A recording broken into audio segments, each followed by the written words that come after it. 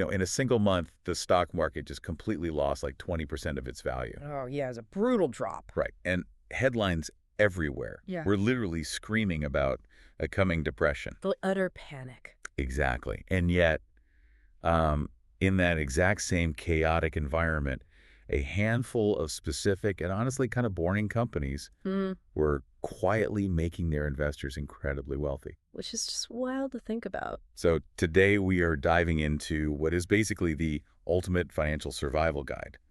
Welcome to today's deep dive. Yeah, it really is a masterclass in financial resilience we're looking at today. Definitely. We are unpacking how investors manage to find these safe harbors, specifically three what we call forever dividend stocks. Right. And how they function when global events just send the financial markets into a complete and utter tailspin. Yeah, and before we get into the actual mechanics of those specific stocks, though, we really need to set the table regarding the environment our source material is analyzing today. For sure, context is everything here. Right, so the data we are dissecting specifically focuses on the extreme economic volatility that occurred during what the research terms the Trump economy. Right. It looks heavily at the specific tariffs and the international conflicts from that era.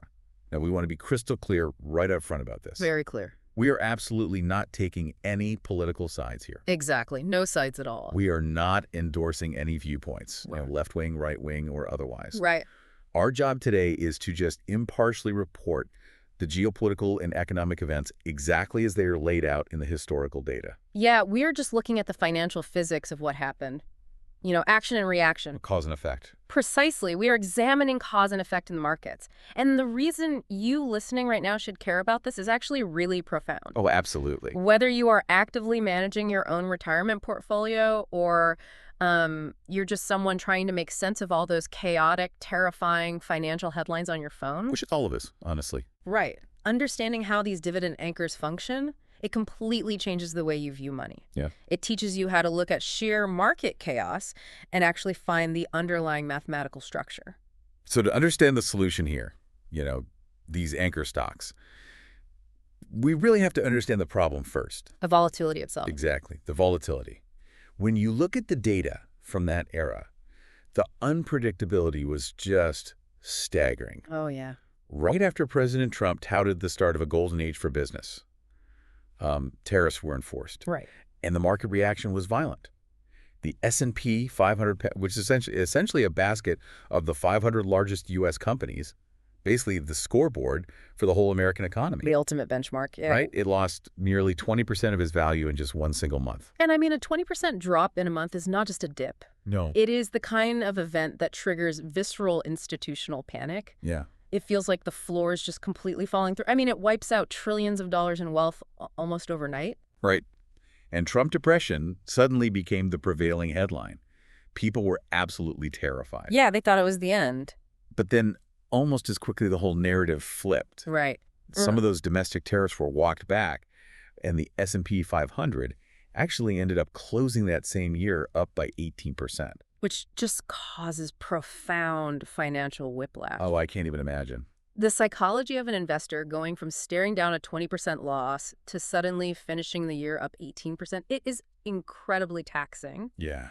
It makes you feel like you have absolutely zero control. Right. But the thing is, the domestic tariff situation was only one half of the volatility equation. Yeah, the geopolitical shocks were massive too. Huge. The research details a major conflict initiated with Iran during the same period, which led to a blockade in the Strait of Hormuz. Right. And for some quick context, the Strait of Hormuz is this massive global choke point for oil. Crucial area. So the immediate result of that blockade was that oil just went completely parabolic. And when we say parabolic, we mean the price curve didn't just trend upward. Right. It bent straight vertical. Oil was up by more than 50% year to date in a flash. Wow, 50%. Yeah. And when oil spikes like that, the entire global supply chain just shudders. Because everything runs on oil. Exactly. The cost to manufacture goods, the cost to load them onto a cargo ship, to truck them to a store. I mean, everything spikes instantly. The data highlights that there was very real chatter at the time about oil hitting $200 a barrel. Which is terrifying. Yeah, and that threat alone was stoking fears of a stock market crash and a severe global depression. Right. Okay, let's unpack this. Because if you're an investor, This environment doesn't sound like a strategic financial plan. No, not at all. It sounds like being strapped into a roller coaster in the pitch black where you have absolutely no idea which way the track twists next. That is a great analogy. So how do investors actually stomach this kind of whiplash? Bouncing between we are heading for a global depression and, hey, the market just gained 18%. Well, what's fascinating here is how that exact feeling of blindness, that pitch black roller coaster, it completely changes investor behavior. Okay, yes. When you can't see the track ahead, you stop chasing wild speculative growth. All right, you want safety. Exactly. You don't want to bet your life savings on what a tech startup might do in 10 years. You want tangible, cold, hard cash right now. Makes sense. And that introduces the core dynamic we're looking at today, the pivot toward reliable dividend payers. Meaning you get paid just to hold the stock. Exactly. Yeah. A dividend is simply a company taking a portion of its profits and distributing it directly back to you, the shareholder. Right, in cash. In cash on a regular schedule, even during recessions. Wow. But it introduces a dilemma. Okay. Because most dividend stocks require a strict trade-off. Right, the dividend dilemma. Yeah, you typically have to choose between a company with a high dividend yield but very slow business growth. Right. Or a company with a tiny dividend yield but tremendous growth prospects. And the research actually uses Broadcom as an example of that high growth, lower yield end, right? Exactly. Broadcom is a great example of the growth side. It's like having a shock absorber on a car. Oh, I like that. Yeah. The road, meaning the market, is incredibly bumpy. And the overall value of your car might fluctuate. But the dividend is the suspension system. Yes. It ensures you, the driver, don't feel the violent drops as much because you're still getting cash deposited in your account every single quarter. Perfectly said. But in a volatile pitch black market, you want the heavy-duty suspension. Right. You want an anchor. Which brings us to the first stock our research identifies as a direct hedge against that specific geopolitical chaos in the Middle East. Right. Exxon Mobil. And it's a highly strategic move. Okay. Because if the overarching threat to the global economy is an oil blockade in the Strait of Hormuz, the ultimate hedge is a domestic energy behemoth. Exxon Mobil is the largest U.S. gas company. Right. And the data shows its stock actively rallied directly because of that blockade. Okay, wait. I need to push back here for a second. Go for it. You're telling me an oil company is a safe anchor? Yes. Because oil prices are notoriously volatile. I mean, they crash, they spike, they were tied to unpredictable global politics. Right. How can Exxon be a safe harbor when its core product is like the definition of chaos? That is exactly the right question to ask. I mean, it seems totally counterintuitive. Yeah, it does. But you have to look at the underlying mechanism of where their supply comes from and how they manage their cash. Okay. Because Exxon has massive domestic and diversified supplies outside of the Middle East. Oh, I see. So a blockade in the Strait of Hormuz actually makes Exxon's secure oil infinitely more valuable. Right, because it's safe. Exactly. If international supply is choked off, Exxon is the one holding the keys to the kingdom. You are essentially buying an insurance policy against geopolitical energy shocks. Okay, yeah, that makes total sense. If the world loses access to Middle Eastern oil, Exxon's domestic reserves suddenly become gold. And the data notes that even though the stock has pulled back from its all-time highs since that specific crisis, it remains a strong hedge just in case uncertainty reappears. Right. It's still that insurance policy. And while you hold this insurance policy, Exxon offers a 2.71% dividend yield. Which is a very solid payout just to wait out the storm. Yeah. But the real reason it functions as an anchor isn't just the current yield, it's the historical pedigree. The history. The modern iteration of the company comes from a 1999 merger between Exxon and Mobil. Right. But their roots trace all the way back to Standard Oil in 1870. 1870, wow. We are talking about over 150 years of corporate survival. But the stat that really blew my mind regarding their dividend is that Exxon Mobil has raised its dividend for 43 consecutive years. It's incredible. That officially grants it the status of a dividend aristocrat. And we should probably clarify what a dividend aristocrat actually is. Yeah, please do. Because it's not just a fancy Wall Street title. It is a mathematical feat. Right. To be a dividend aristocrat, a company in the S&P 500 must not only pay a dividend, Yeah. but actively increase the payout amount every single year for at least 25 consecutive years. And Exxon has done it for 43. 43 years. Here's where it gets really interesting. I mean, 43 years of continuous raises. Think about the timeline of the last 4 decades. It covers a lot of disasters. Right. That means Exxon increased its payout through the dot-com bust in the early 2000s when tech stocks were just being wiped off the map. Yep. They raised it through the absolute devastation of the 2008 financial crisis when banks were literally collapsing and people were losing their homes. Exactly. I mean, they raised it through global pandemics. It's like a ship that somehow gets stronger every time it sails into a hurricane. That's a great way to put it. And if we connect this to the bigger picture, this unbroken 43-year streak, it really illuminates the psychology of safety in investing. How so? It transcends being just an energy stock. It becomes a psychological safety net. A safety net. Yeah. Investors flock to it during crises because that specific mathematical track record signals a vital message. Which is? It says we have navigated global chaos before we know how to manage our cash flow in a depression, and we will protect your payout. Wow. It's proof of concept. So Exxon protects us from international supply shocks? Right. But what happens when the threat is entirely domestic? A different problem altogether. Yeah, I mean, if the U.S. consumer runs out of money, Exxon's domestic oil isn't really going to save your portfolio. True. You need a company that provides something Americans will pay for before they even buy groceries. Right. Which transitions us to the second stock in our analysis today. Verizon. Yes, Verizon is a brilliant example of the dividend trade-off we discussed earlier. Okay. Usually you look at a telecommunications company and you expect it to be a slow-moving, low-volatility giant. Right, but boring. Exactly. You get a high yield, but very little actual business growth. And the yield here is massive. Oh, yeah. The data shows Verizon sports a 6% dividend yield. Huge. That is a huge immediate cash return just for holding the stock.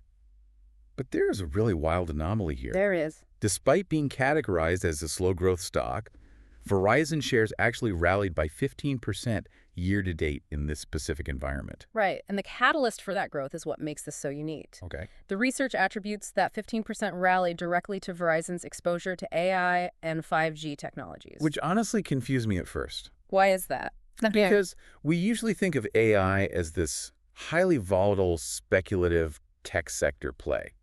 You know, like companies building robots or giant language models. Right, not phone companies. Exactly. How does AI actually make a consumer phone company more profitable? Well, it all comes down to network efficiency and capital expenditure. Okay. 5G allows for massive amounts of data to flow, right? Right. But it's really expensive to maintain. By integrating AI, Verizon can optimize network loads in real time. Yeah, they can predict maintenance before a cell tower even goes down, and they can automate a lot of customer service. So it's all back-end stuff. Exactly. They drastically lower their overhead costs while simultaneously offering a faster, better service. Which makes sense. It makes their core product incredibly sticky. Sticky consumer behavior. I love that term. It's powerful. The research actually points out that these phone subscription plans are usually an expense that just kind of blends into the background of a consumer's life. Completely. Just quietly printing billions of dollars for Verizon every single quarter. Exactly. And, I mean, if you're listening to this right now, just think about your own budget. Right. If your wallet gets tight next month because of inflation, what gets cut? Well, you cancel your streaming services. Yep. You stop eating out at restaurants. Yeah. You delay buying a new car. Right. But you absolutely will not cut your phone plan. No, never. You need it for your job, for maps, for banking, just to stay connected to your family. Yeah, it's essential. The document explicitly points out that wireless service has stealthily become as essential as water or electricity. So let me ask you this. Has Verizon basically become a modern utility company? That is the perfect way to view it. Wow. And it highlights exactly why predictable consumer behavior is so immensely valuable to investors. Because it doesn't change. Right. You are investing in a physical product, you're investing in human habit. Right. The fact that the bill is automatically deducted and just blends into the background is Verizon's greatest asset. Yeah, you don't even think about it. Exactly. And what we are seeing here is a very rare scenario, what the research calls an abnormal but welcomed performance. Okay. Investors are getting the safety and the massive 6% yield of a traditional utility company, Right. plus a 15% growth bump because AI is making their back end exponentially more profitable. It's just a double win. It's like finding a perfectly calm, fully stocked bunker in the middle of a Category 5 financial tornado, and then realizing the bunker also has fiber optic Wi-Fi and a coffee bar. Yep. That is exactly what it is. So we've secured the energy sector against international threats, and we've secured tech utilities against domestic consumer pullbacks. Right.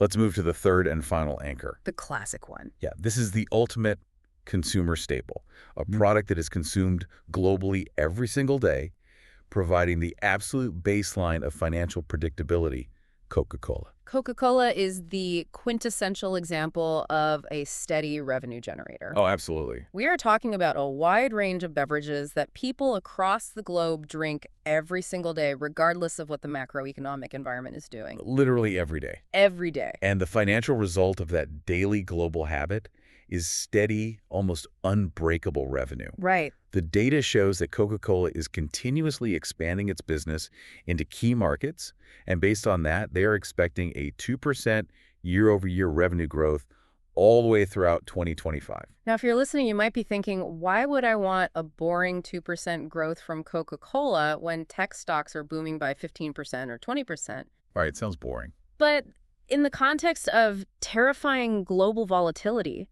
when the market drops 20% in a month, Yeah. a guaranteed predictable 2% growth is incredibly reassuring. Completely. And they pair that with a solid 2.82% dividend yield. But the detail that really jumps off the page is the endorsement from arguably the greatest investor of all time. Oh, yeah, this is huge. Coca-Cola has been in Warren Buffett's portfolio for almost 40 years. 40 years. 40 years. And when you look at the scale of the company, it explains why. Absolutely. The research points out that more than 30 of Coca-Cola's brands are worth more than $1 billion each. The magnitude of that brand dominance, it just cannot be overstated. $30 billion brands. Right. When you have over $30 billion brands under one corporate umbrella ranging from sodas to water to juices, you aren't just selling a product anymore. What are you doing then? You are deeply integrated into the daily routine of the human population. So what does this all mean? Let's talk about the mechanism behind that dominance. Okay. Because we think of Coca-Cola as just a red soda can, right? Right.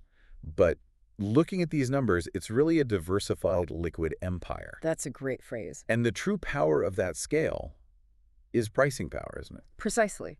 Pricing power is the exact mechanism that makes Coca-Cola an anchor. Right. Imagine inflation hits hard and the cost of raw materials goes way up. Okay. Because Coca-Cola has such incredible brand loyalty and massive scale, they can just raise the price of a can of Coke or a bottle of Dasani water by just 5 or 10 cents globally. And as a consumer, you don't even blink. No. You're at a gas station, you want a Coke. Yeah. You don't care that it's $1.99 instead of $1.89. You just tap your card. Exactly. You don't care at all. The consumer barely notices, but across billions of units sold worldwide, that tiny price increase instantly translates into billions of dollars in safe revenue for the company. Wow. It entirely offsets the inflation. Which means it operates completely independent of who is sitting in the White House or what the price of oil is doing in the Strait of Hormuz. Right. People are still going to buy their beverages. This raises an important question, and it really gets to the absolute heart of the forever stock concept. Okay, what's that?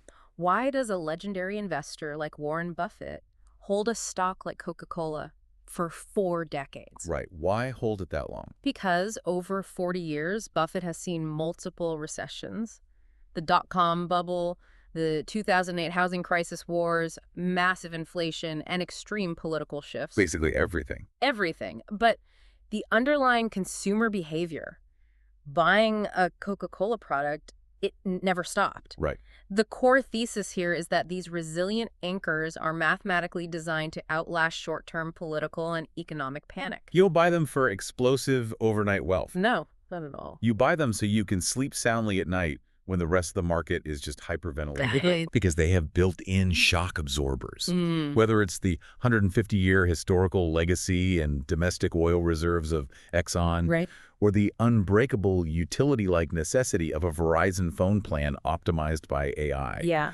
or the daily inflation-proof global consumption of a Coca-Cola beverage. They simply weather the storm. They really do. We've decoded a lot of complex market dynamics today. Oh, for sure. We started with the macro chaos, the terrifying whiplash of tariffs crashing the S&P 500 by 20%, only to see it rise 18% by year-end. Yeah. We looked at the parabolic spikes in oil due to international blockades. The roller coaster in the pitch black. Yes, exactly. And by breaking down the specific mechanisms of these three companies, we can see exactly how investors find shelter. Right. For you, the listener, the real-world application here is a completely new perspective. Yeah. The next time you open a news app and see a terrifying economic headline about trade wars or supply chain collapses or oil blockades, you now have the mental framework to understand it differently. You understand the financial physics. Exactly. You know why, in those exact moments of panic, certain boring stocks might actually be the smartest and safest places to park your capital. You learn to look past the panic and look for the anchors. Right. But I want to leave you with one final thought. Okay. Something for you to mull over, derived from a brief detail in our research today. Let's hear it. The data mentioned the traditional trade-off we face. Choosing between the slow, steady dividend growth of these anchors versus the tremendous growth prospects of a company like Broadcom. Right. The Broadcom example. It poses a really fascinating dilemma for the future of your own portfolio. It does. If these geopolitical tensions do actually cool off and the economy completely stabilizes, will these safe forever anchors actually end up holding you back? That is the big question. But right when the storm finally passes and the water is completely calm, do you stay on the heavy safe ship? Or is it time to jump onto a high-growth speedboat like Broadcom? It's the eternal question of risk versus reward. And honestly, timing that jump is the hardest part of investing. It really is. Well, thank you so much for exploring these turbulent waters with us today. Keep asking questions, keep looking past the terrifying headlines, and keep diving deep into the hidden mechanics of the world around you. We'll catch you on the next one.